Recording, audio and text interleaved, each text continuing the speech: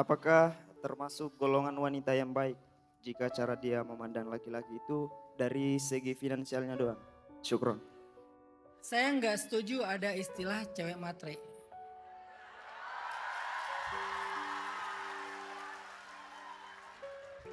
Karena minta dinafkahi itu adalah fitrah perempuan. Kemudian fitrah ini disimbolkan dengan mahar. Kenapa ada mahar dalam pernikahan? Dan mahar itu adalah simbol nafkah. Makanya nggak bisa mahar itu hafalan ayat Al-Quran, nggak bisa. Dengan mahar hafalan surat Ar-Rahman. Emang hafalan surat Ar-Rahman bisa dijual? Nggak bisa kan? Jadi mahar itu nggak boleh hafalan Al-Quran, nggak boleh yang bentuknya nggak bisa dijual belikan. Kenapa? Karena mahar itu adalah simbol nafkah. Walaupun cuman kayak sekedar satu barang apa gitu. Kalau Ali kan maharnya kan perisai kan. Tapi kan perisai bisa dijual dan harganya lumayan sebetulnya perisai itu. Jadi mahar itu simbol nafkah. Kenapa perempuan dikasih mahar? Karena secara fitrah memang perempuan itu dinafkahin. Sehingga kalau perempuan itu mempertimbangkan sisi finansial seorang laki-laki, emang sesuai fitrahnya. Sebentar. Belum selesai. Tapi Nabi mengatakan sebaik-baik perempuan yang paling mudah maharnya. Bukan yang paling murah ya, karena kalian tidak murahan. Mudah. Misalnya mudah tuh apa? Relatif. Ada cowok 1 miliar tuh ya cincai lah, gampang lah gitu. Ada cowok 10 juta, aduh 10 juta ya. Ya kan ya? Maka lihat-lihat cowoknya. Kalau kalian udah srek, coba lihat kemampuan dia. Kayaknya kemampuan dia sih 200 juta ya. Ya udahlah 200 juta itu mudah buat dia. Jadi sangat relatif. Tapi apakah itu mengharapkan seperti itu? Misalnya nih, nafkah itu kan relatif juga. Ada laki-laki udah ngasih nafkah, masih minta maaf. Yang aku minta maaf ya, baru bisa ngasih belanja sebulan 50 juta. 50 juta minta maaf. Kenapa? Karena kemampuannya lebih gitu. Cuman masih kepake buat usaha, buat bisnis atau apa. Itu sangat relatif. Tahu nggak maharnya Rasulullah kepada Khadijah itu berapa? 10 miliar. Ketika Rasulullah menikahi Khadijah, Rasulullah ngasih kepada Khadijah 100 ekor onta. Kalau satu ekor ontanya harganya sekitar 100 juta, berarti berapa? 10 miliar. Jadi maharnya 10 miliar. Kalau 50 juta, 5 miliar. Antara 5 sampai 10 miliar kata para ulama. Itulah maharnya Khadijah. Khadijah matre enggak? Enggak. Karena emang Nabi mampu. Waktu itu Nabi kan tajir banget kan. Karena beliau seorang pengusaha sukses. Bukan pedagang, pengusaha. Bedanya apa? Kalau pedagang transaksi, kalau pengusaha itu bikin ekosistem. Nabi itu pengusaha, dia kemana-mana bikin ekosistem. Di Syam bikin ekosistem, di Madinah, di Mekah bikin ekosistem. Sehingga benar-benar bikin semacam sistem sebuah bisnis dan pasar yang sehat, yang bagus, yang adil. Nabi jago tuh, makanya sukses. Sehingga buat Nabi ngasih 10 miliar, gampang. Tapi Khadijah nggak disebut matre. Itu fitrahnya perempuan. Makanya di dalam ayat itu ar-rijalu qawwamuna 'alan nisa bima faddalallahu ba'dahum 'ala ba'd wa bima anfaqu. Laki-laki itu jadi pemimpin salah satu alasannya karena dia berinfak, artinya ngasih nafkah buat perempuan. Jadi boleh banget perempuan mempertimbangkan sisi itu.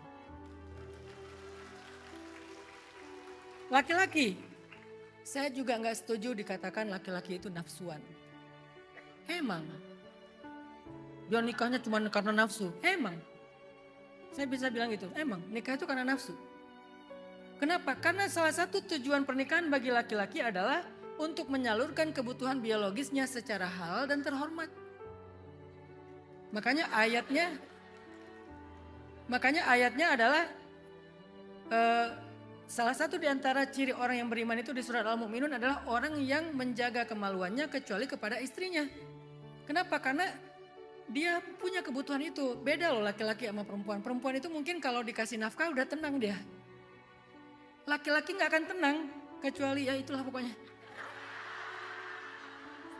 Dan itu adalah fitrahnya laki-laki. Jadi jangan salahkan fitrah. Emang gitu. Selama dia juga bisa memudahkan. Dia pengertian. Jangan maksa.